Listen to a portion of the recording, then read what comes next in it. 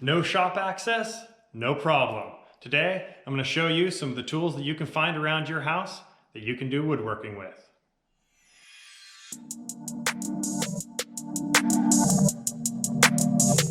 Alright, so the first thing that you might try and look for is some sort of a clamping device.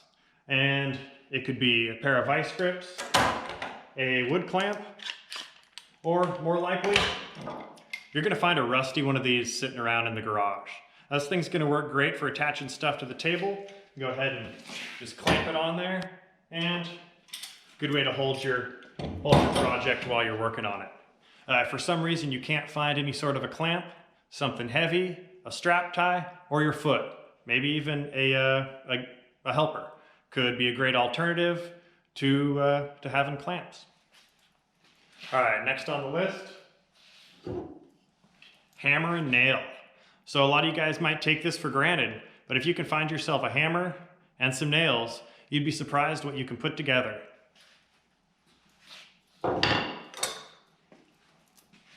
And a screw and screwdriver. So this is pretty similar to a hammer and nail. So whichever sort of fastener you can find is going to be a big benefit for you to be able to put together projects. Next, we've got hand saws. I know it's not everybody's favorite activity using a hand saw, but you might find yourself a standard wooden hand saw or a coping saw. Both can be really fun for making projects with, and they're easy to use. This might be one you haven't seen before. This is a draw knife. They used to use these for making log cabins and stuff. It's for stripping the bark off of branches. If you don't have access to wood, but you've got access to a forest, well, you've got yourself some wood. Use one of these to strip down a log and make yourself a walking stick. Now, layout and measuring is always important when you're trying to come up with a project, and the chances are the first thing you're going to find is a tape measure somewhere. Now, if you see something like this, an L-shaped piece of metal, that's probably a square. And this carpenter square is going to be great for doing layout work and helping you to get some straighter handsaw cuts if that's what you're using it for. All right, so you've got yourself a piece of wood, and you might have measured it, you might have cut it, and now you need to shape it. Some things you might find around the shop: sandpaper. Everybody knows what this looks like, so rounded up, it comes in different grits. The rougher, the more it removes, and the higher grit, the softer it makes it. Now, if you haven't seen one of these before, it is a wood rasp. And here I've got a round one and a flat one. And both of these are a great way to shape material without any power tools.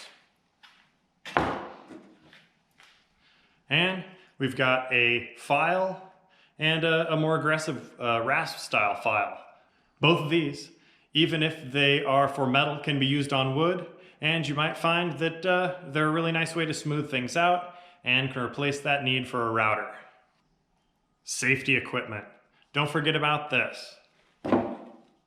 Safety glasses. Anytime you're using any tool, even if you're painting and gluing, you won't regret having these covering your face. If you're going to do anything that creates dust like sanding, grab yourself a particle mask.